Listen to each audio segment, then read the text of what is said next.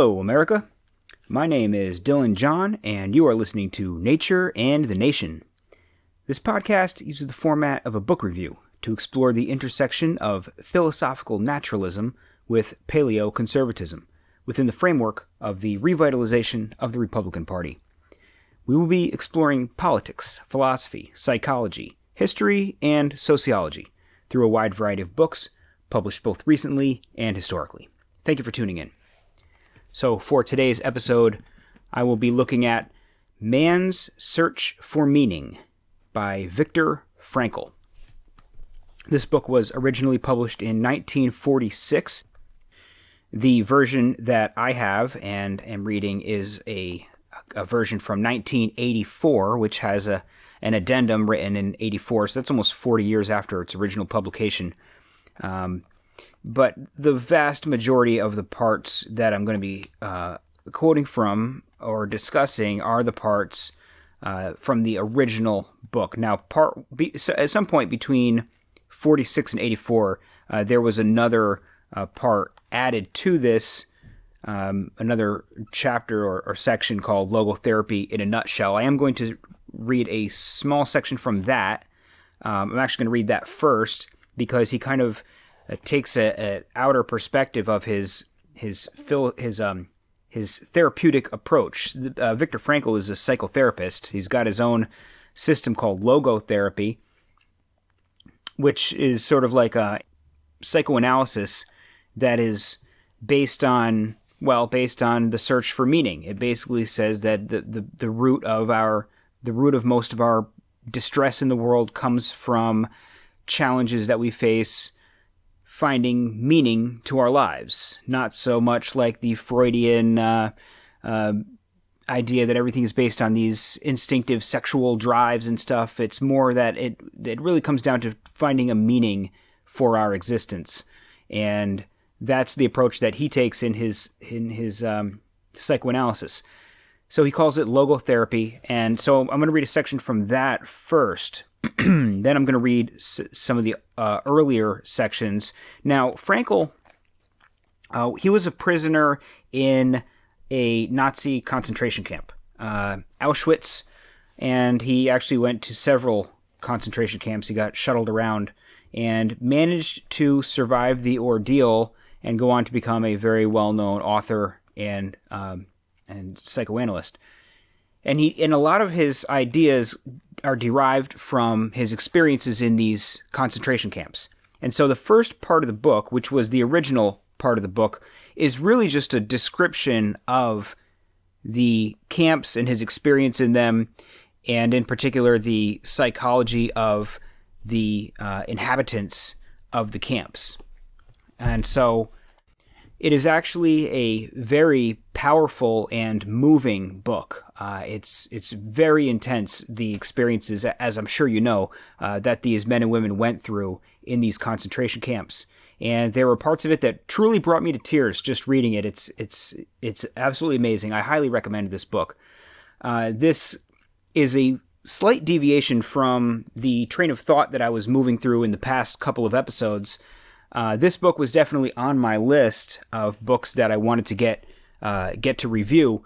I moved it up in the list to do next, basically because the book was highly recommended to me by someone whose opinion I really value. So I went ahead and grabbed it off the shelf and read it, and I think it's really fantastic, and it also addresses some things that I've been slowly working towards. I've mentioned a little bit in previous episodes, but haven't really dwelled on, primarily the idea of the meaning of life, the idea that life has a meaning, or that we're trying to understand what that meaning is.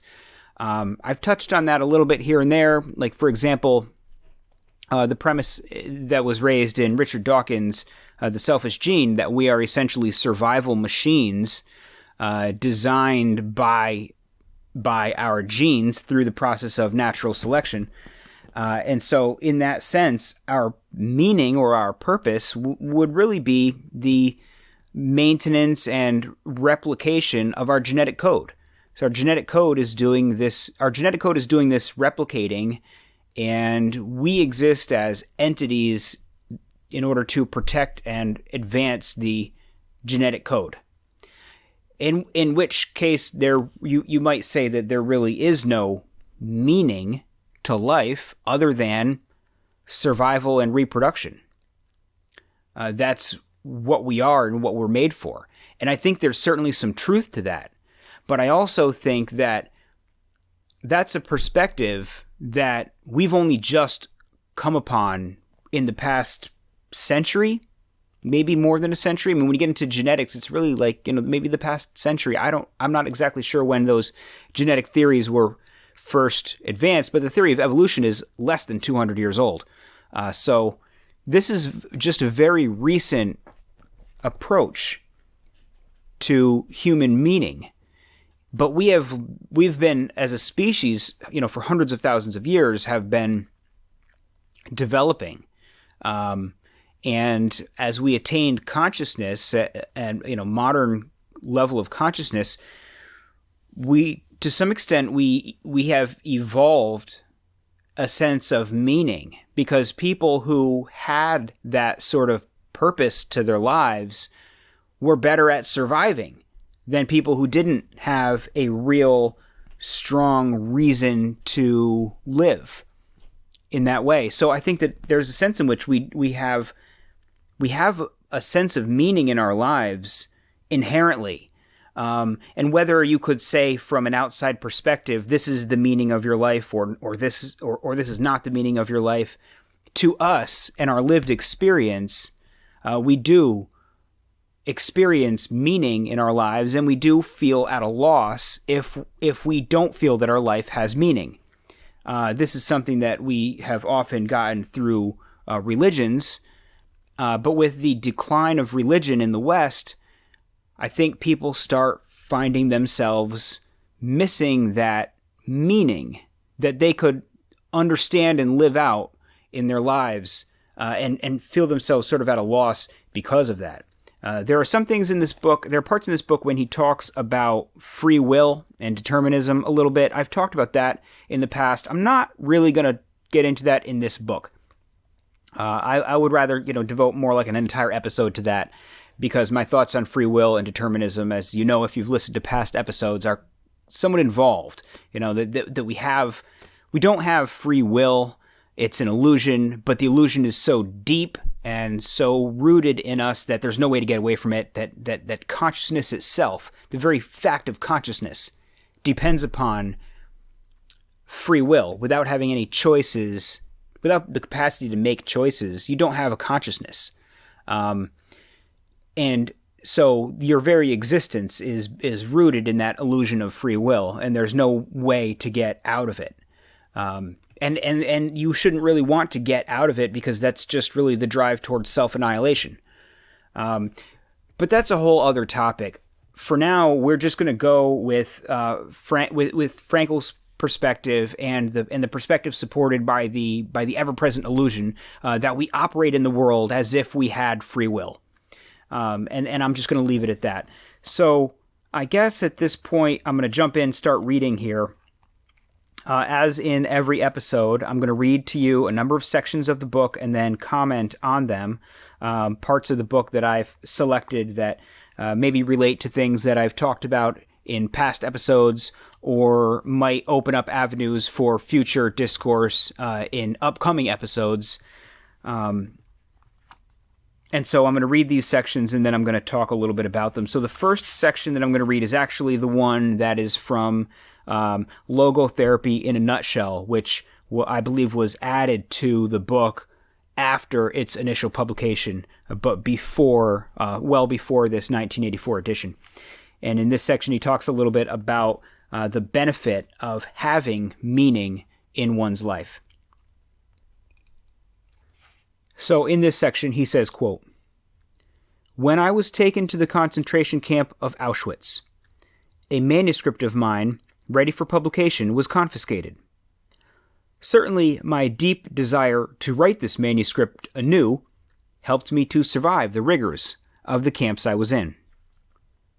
For instance, when in a camp in Bavaria I fell ill with typhus fever, I jotted down on little scraps of paper many notes, intended to enable me to rewrite the manuscript, should I live to the day of liberation. I am sure that this reconstruction of my lost manuscript in the dark barracks of a Bavarian concentration camp assisted me in overcoming the danger of cardiovascular collapse. Thus, it can be seen that mental health is based on a certain degree of tension, the tension between what one has already achieved and what one still ought to accomplish, or the gap between what one is and what one should become. Such a tension is inherent in the human being and therefore is indispensable to mental well-being. We should not, then, be hesitant about challenging man with a potential meaning for him to fulfill. It is only thus that we evoke his will to meaning from its state of latency. I consider it a dangerous misconception of mental hygiene to assume that what man needs in the first place is equilibrium, or, as it is called in biology, homeostasis, i.e. a tensionless state. What man actually needs is not a tensionless state, but rather the striving and struggling for a worthwhile goal, a freely chosen task. What he needs is not the discharge of tension at any cost, but the call of a potential meaning waiting to be fulfilled by him. What man needs is not homeostasis, but what I call pneudodynamics, i.e. the existential dynamics in a polar field of tension, where one pole is represented by a meaning that is to be fulfilled, and the other pole by the man who has to fulfill it. And one should not think that this holds true only for normal conditions. In neurotic individuals, it is even more valid. If architects want to strengthen a decrepit arch, they increase the load which is laid upon it, for thereby the parts are joined more firmly together. So if therapists wish to foster their patients' mental health, they should not be afraid to create a sound amount of tension through a reorientation toward the meaning of one's life. Having shown the beneficial impact of meaning orientation, I turn to the detrimental influence of that feeling of which so many patients complain today, namely, the feeling of the total and ultimate meaninglessness of their lives. They lack the awareness of a meaning worth living for. They are haunted by the experience of their inner emptiness, a void within themselves. They are caught in that situation which I have called the existential vacuum. The existential vacuum is a widespread phenomenon of the 20th century. This is understandable. It may be due to a twofold loss which man has had to undergo since he became a truly human being.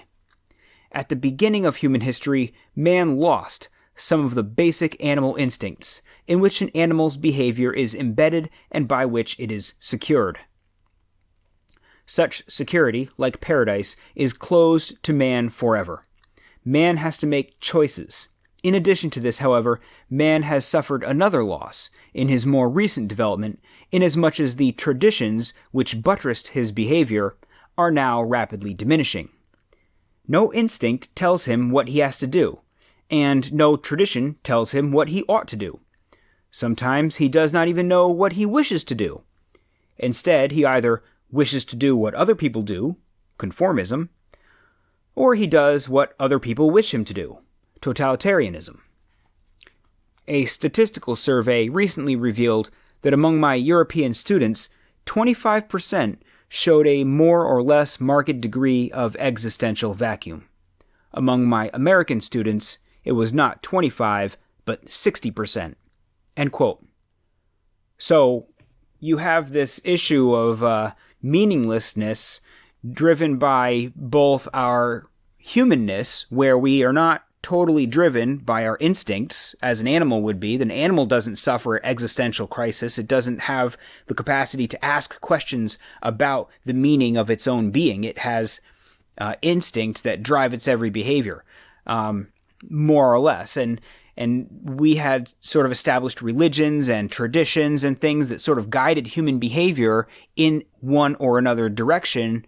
And with the loss of religion and the loss of these institutions and traditions that guide human behavior, we really find ourselves adrift with no map and no real understanding of what we're supposed to be doing with our lives. And so the incidence of meaninglessness in our life becomes much more profound, and when this sort of existential vacuum becomes a widespread phenomena. As he said, 60% of American students find some degree of existential vacuum or sense of meaninglessness in their lives. And so we see here that it's important to have that meaning.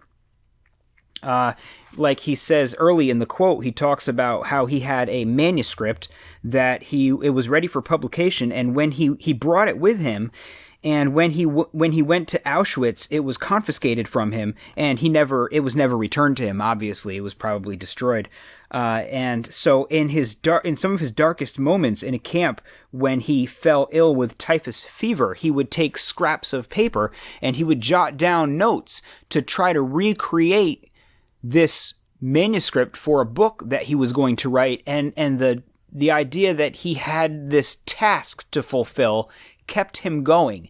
He didn't find himself in a state of meaninglessness because he had some sort of objective, some sort of action that he had to undertake. And so having a task or a duty or some sort of action that you feel you must do can provide that sense of meaning to someone. So moving from there to the next section, he talks a little bit more about the idea of having a task or a duty of some sort.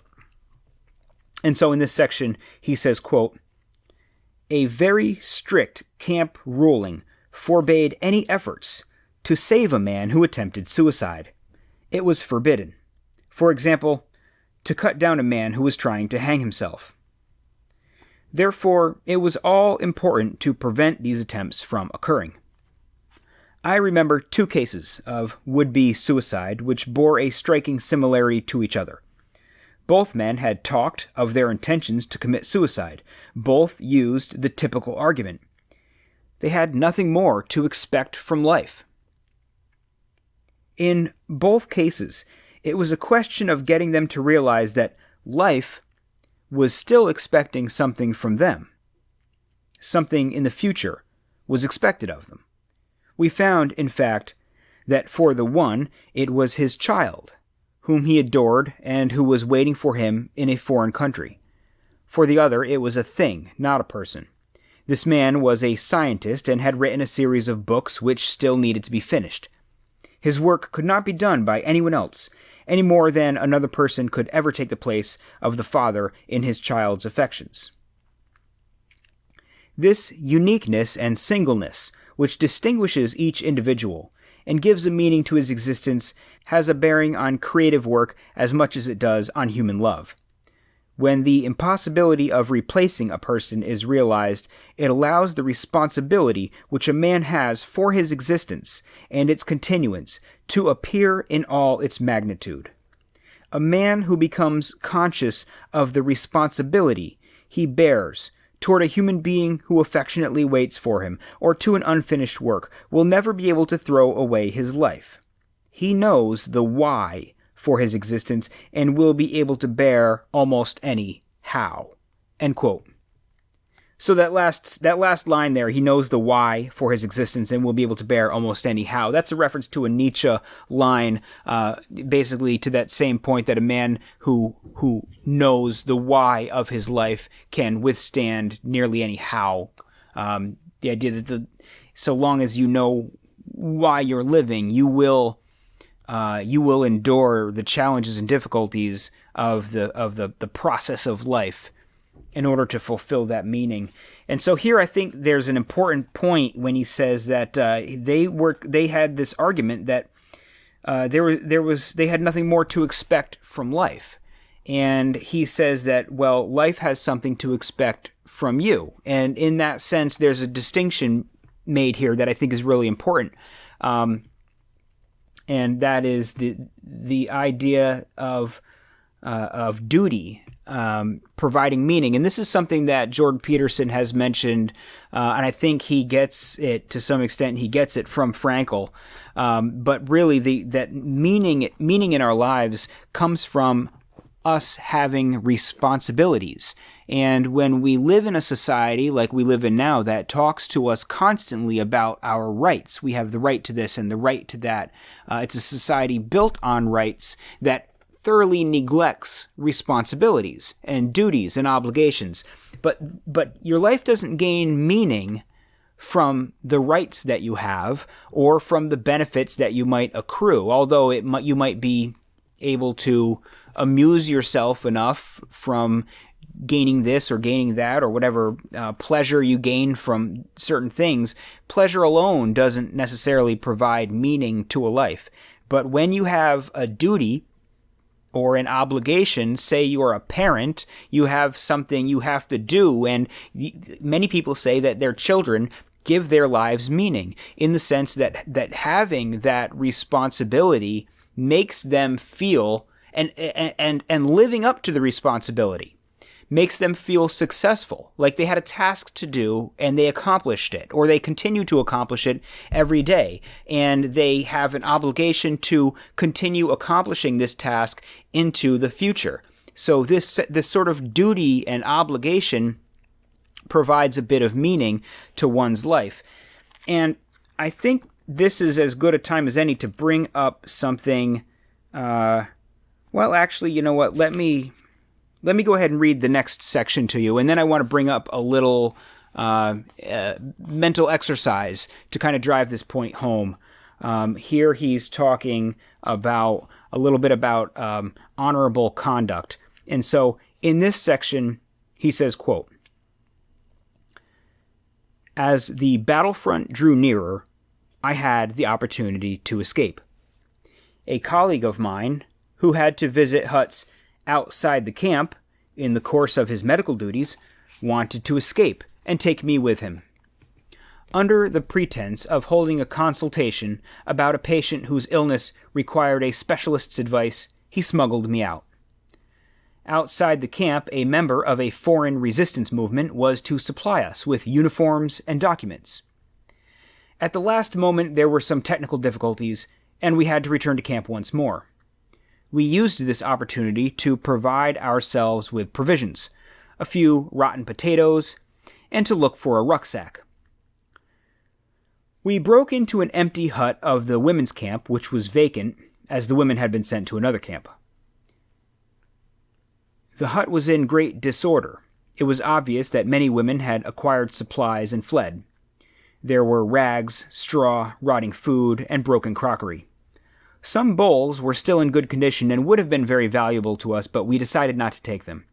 We knew that lately, as conditions had become desperate, they had been used not only for food, but also as wash basins and chamber pots.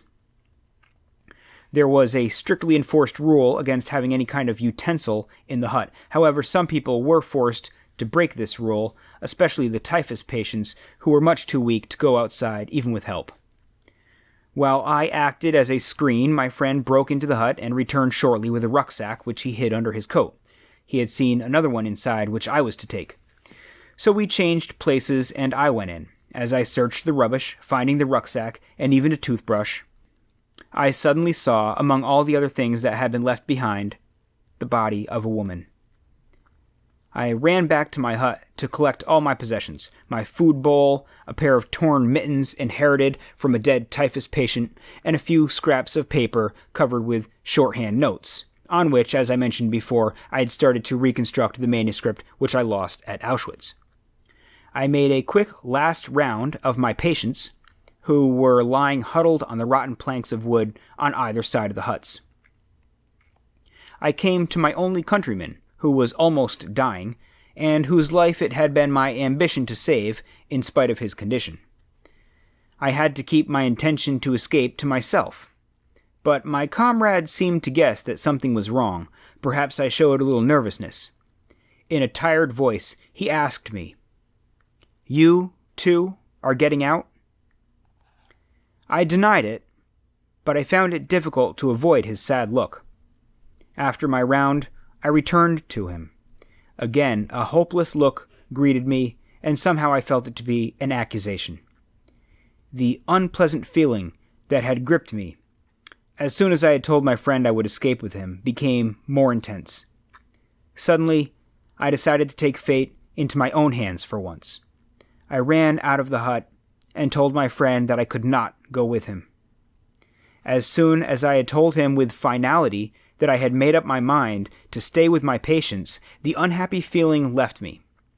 I did not know what the following days would bring, but I had gained an inward peace that I had never experienced before. I returned to the hut, sat down on the boards at my countryman's feet, and tried to comfort him. Then I chatted with the others, trying to quiet them in their delirium. End quote. So that was one of the sections that I found very moving.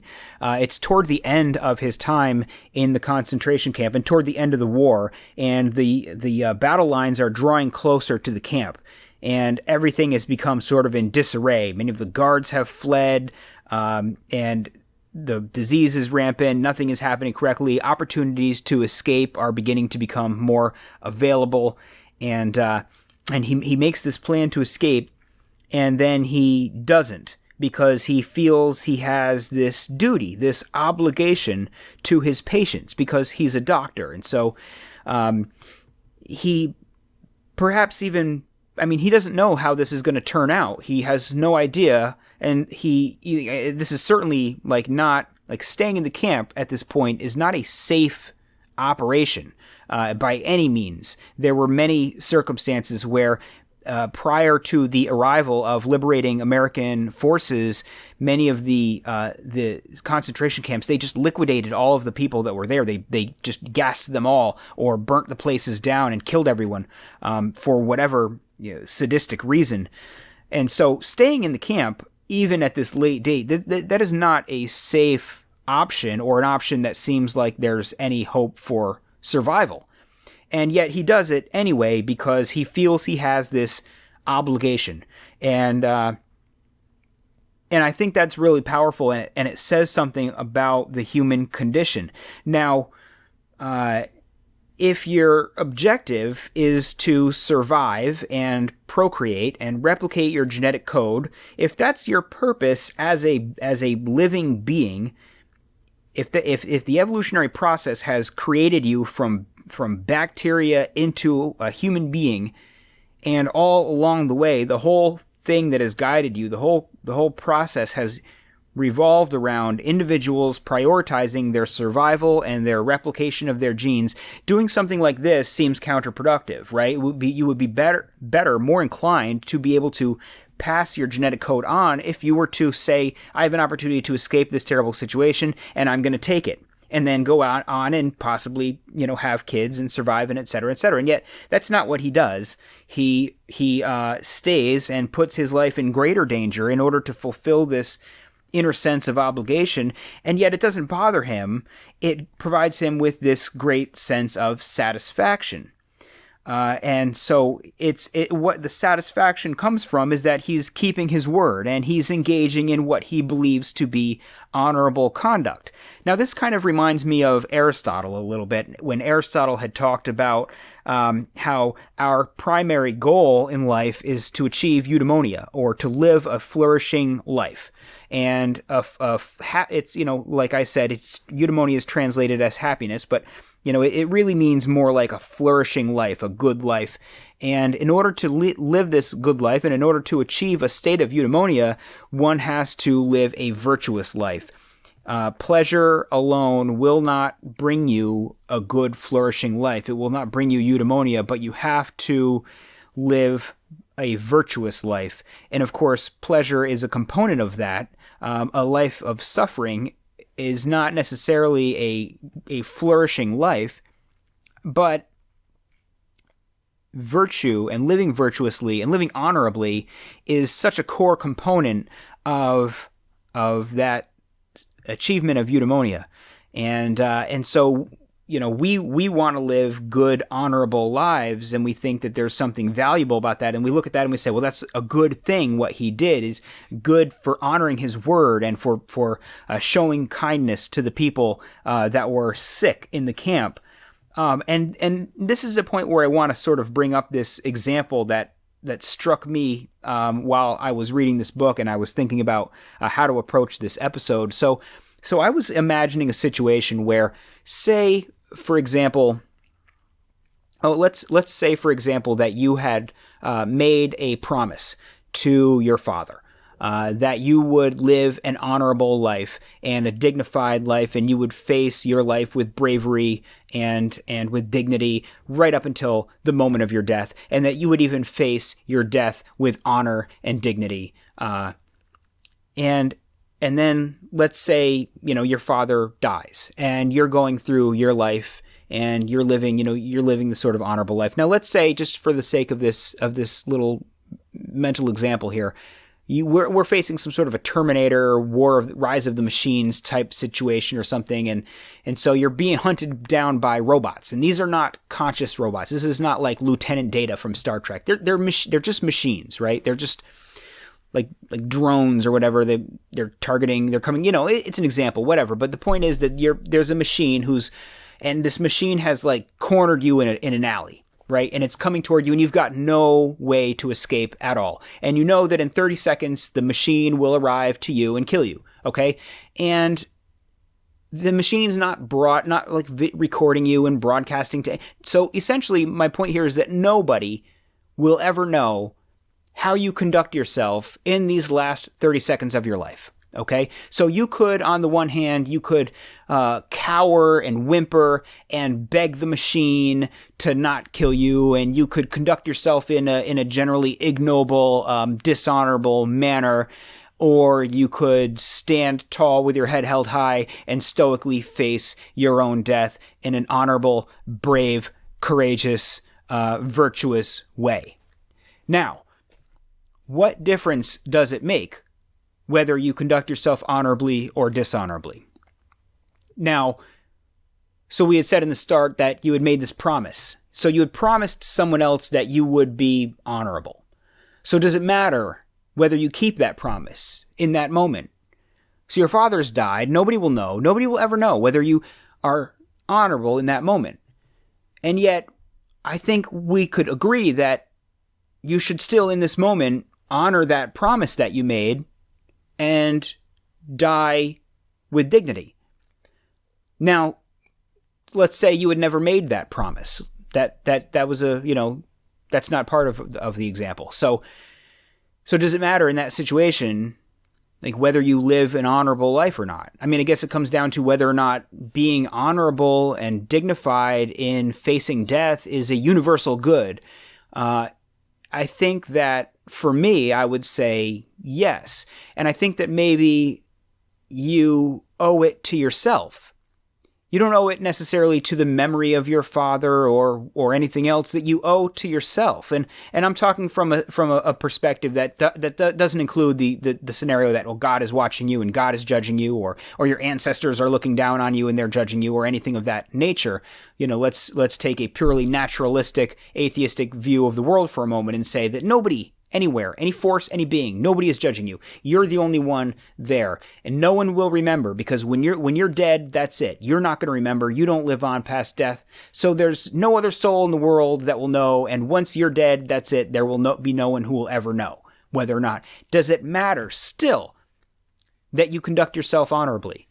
And I would say that it does. And I think that kind of relates to this circumstance that he's describing, where you have a duty to face suffering in an honorable way. And he talks about that in here. He talks about a couple different forms of meaning that we gain. And the first of them, he talks about like an action or a task. And that comes down to like the manuscript, where he has meaning in his life because he has this thing he has to do. He has some project that he has to do. Like he talked about the scientist in his books that he'd written, or his own manuscript. And so there's something that has to be done, and you have to live to see to it that this is done, right? So that's a form of meaning.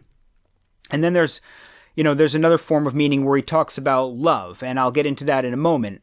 And then the third, he talks about suffering and how suffering itself could provide meaning.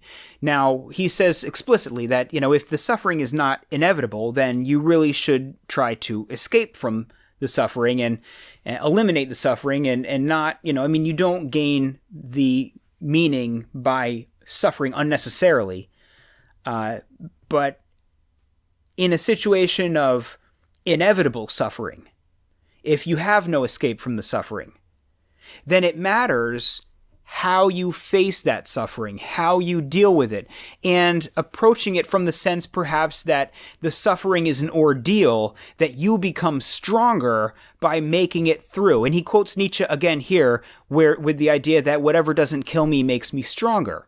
So when you go through the suffering of the concentration camp, or the knowledge of your own mortality, of the suffering of dying, that you face these things with dignity, and that meaning in your life comes from that. And I think that, like I said, comes back to Aristotle, where the meaning in your life, you must live a virtuous life to fulfill the meaning of existence.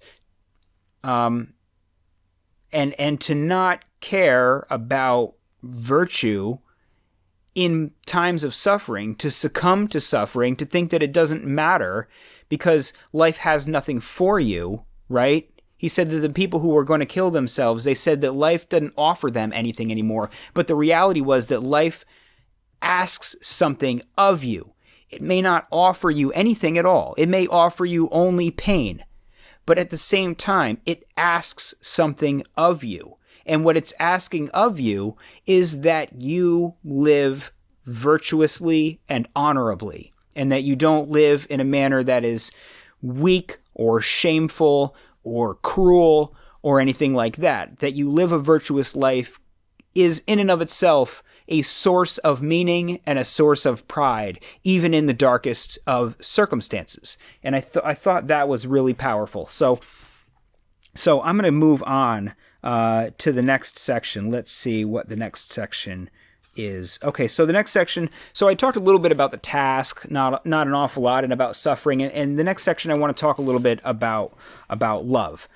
He says, quote, "In spite of all the enforced physical and mental primitiveness of the life in a concentration camp, it was possible for spiritual life to deepen. Sensitive people who were used to a rich intellectual life may have suffered much pain. They were often of a delicate constitution. But the damage to their inner selves was less. They were able to retreat from their terrible surroundings to a life of inner riches and spiritual freedom. Only in this way can one explain the apparent paradox that some prisoners of a less hardy makeup often seemed to survive camp life better than did those of a robust nature. In order to make myself clear, I am forced to fall back on personal experience. Let me tell you what happened on those early mornings when we had to march to our worksite.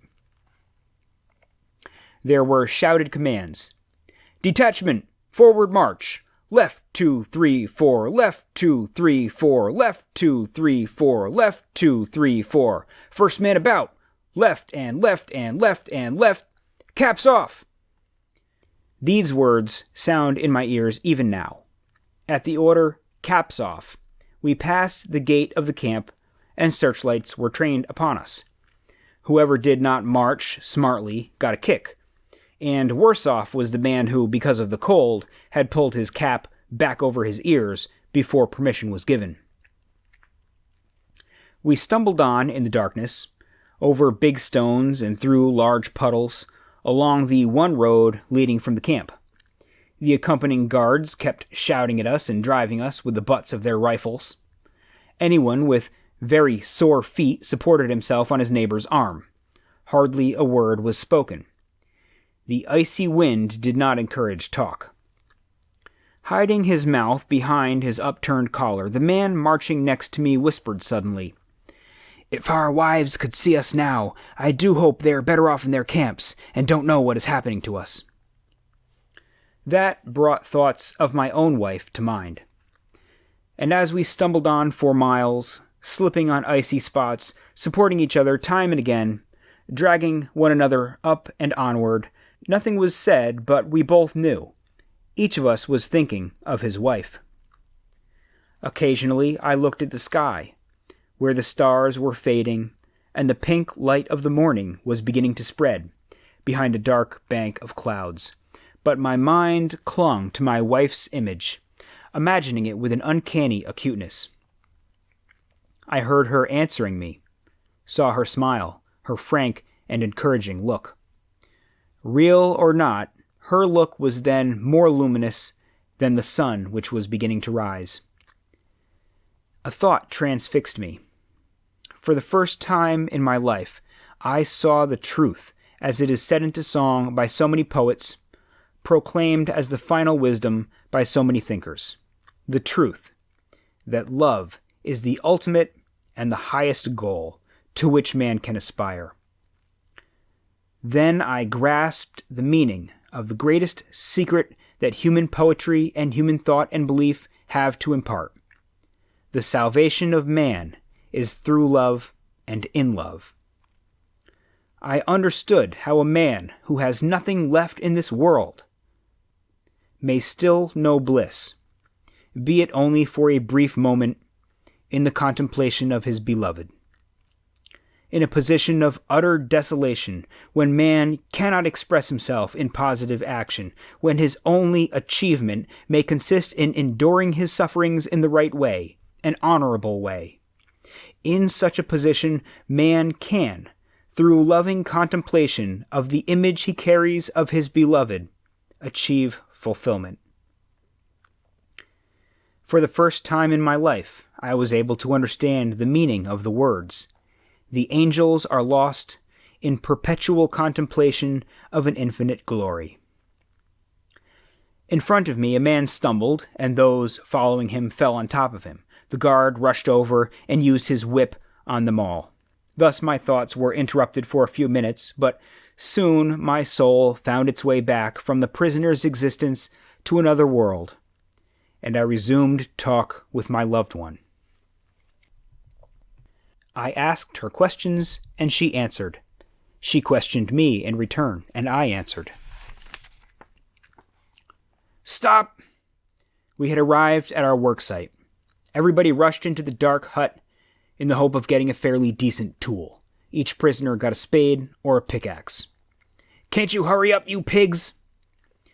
Soon we had resumed the previous day's positions in the ditch. The frozen ground cracked under the point of the pickaxes, and sparks flew. The men were silent, their brains numb. My mind still clung to the image of my wife. A thought crossed my mind. I didn't even know if she were still alive. I knew only one thing, which I've learned well by now. Love goes very far beyond the physical person of the beloved. It finds its deepest meaning in his spiritual being, his inner self. Whether or not he is actually present, whether or not he is still alive at all, ceases somehow to be of importance. I did not know whether my wife was alive, and I had no means of finding out. During all my prison life, there was no outgoing or incoming mail. But at that moment, it ceased to matter. There was no need for me to know. Nothing could touch the strength of my love, my thoughts, and the image of my beloved. Had I known then that my wife was dead, I think that I would still have given myself, undisturbed by that knowledge, to the contemplation of her image, and that my mental conversation with her would have been just as vivid and just as satisfying. Set me like a seal upon thy heart. Love is as strong as death. End quote. That was one of the sections that really hit me hard when I first read this. I haven't really spoken about love, the phenomena of love, at all in this podcast so far, in any of my previous episodes that I can think of offhand. I don't think the issue has really come up.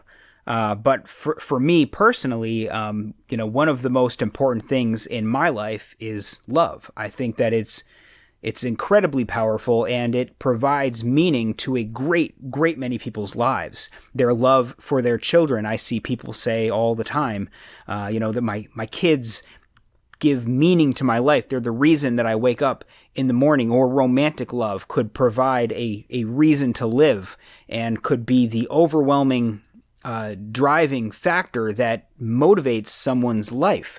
And it's something that is going to have to get more in-depth treatment maybe in another episode.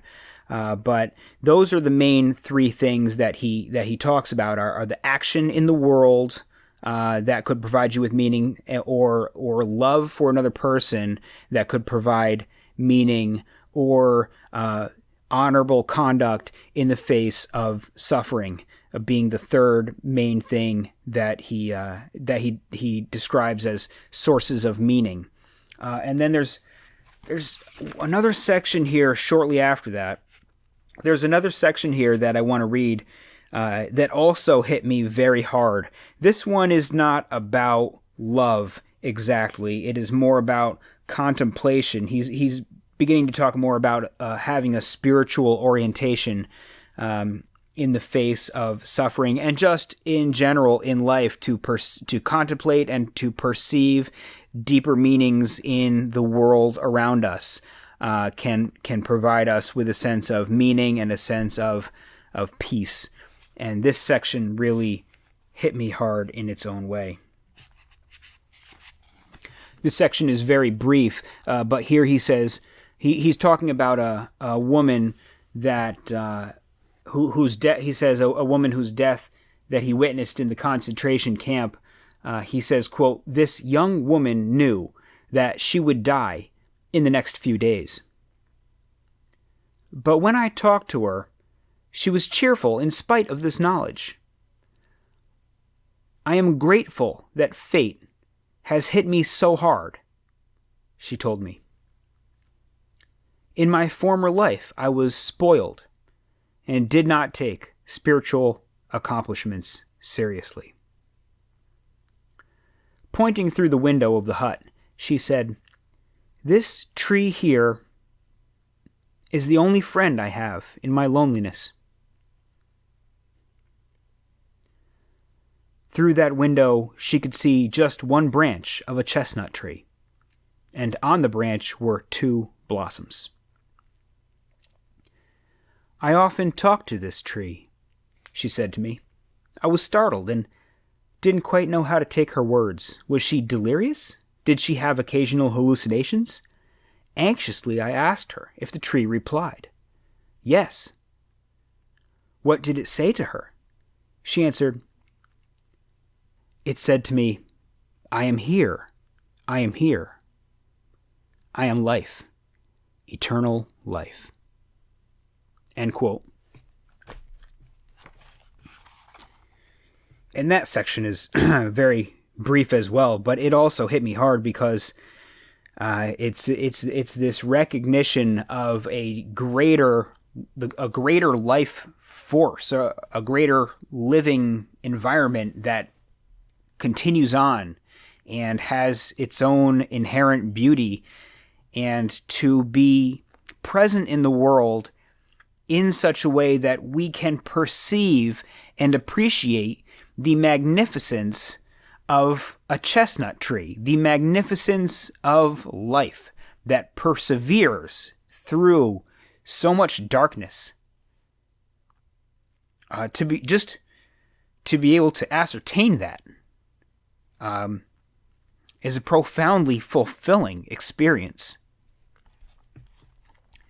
And so I think that in addition to some of I think that might kind of tie into love in its own way, but I think that in addition to the action and the love and the suffering that he kind of presents as the three modes of acquiring meaning, there's definitely a value in contemplation of deeper truths, or even a spiritual contemplation. He kind of, he's talking about that in a sort of the greater context of some spiritual approach to life that existed within the concentration camp. So in this next section that I want to read, this is actually the last section that I'm going to read. He talks a little bit more about suffering and finding meaning in suffering. In this section he says, quote, "Any attempt to restore a man's inner strength in the camp had first to succeed in showing him some future goal.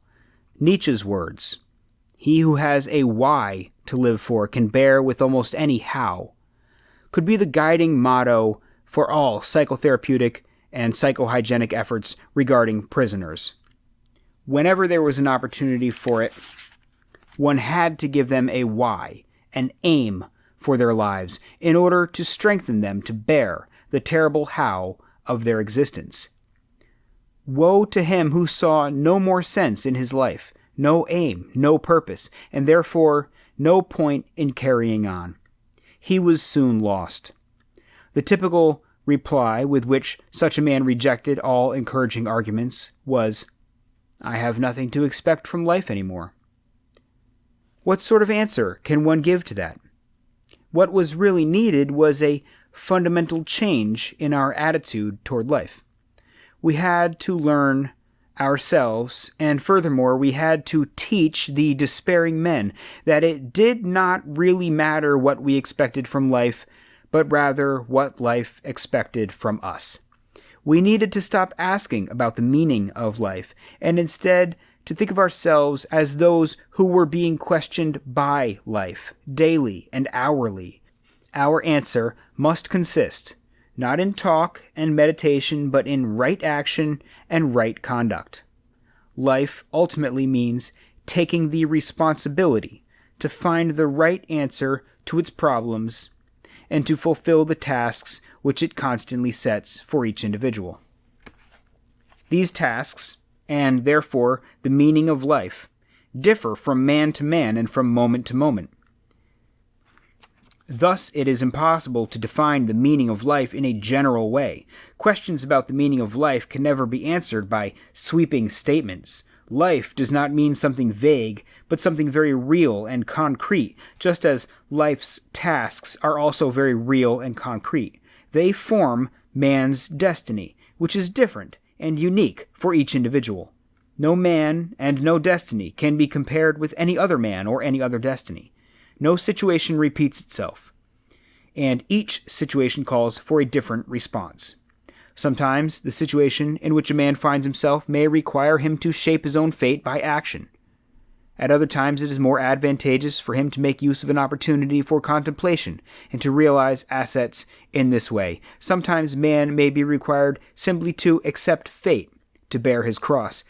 Every situation is distinguished by its uniqueness, and there is always only one right answer to the problem posed by the situation at hand. When a man finds that it is his destiny to suffer, he will have to accept his suffering as his task, his single and unique task. He will have to acknowledge the fact that even in suffering, he is unique and alone in the universe. No one can relieve him of his suffering or suffer in his place. His unique opportunity lies in the way in which he bears his burden. For us, as prisoners, these thoughts were not speculations far removed from reality. They were the only thoughts that could be of help to us. They kept us from despair, even when there seemed to be no chance of coming out of it alive. Long ago, we had passed the stage of asking what was the meaning of life, a naive query which understands life as the attaining of some aim through the active creation of something of value. For us, the meaning of life embraced the wider cycles of life and death, of suffering and of dying.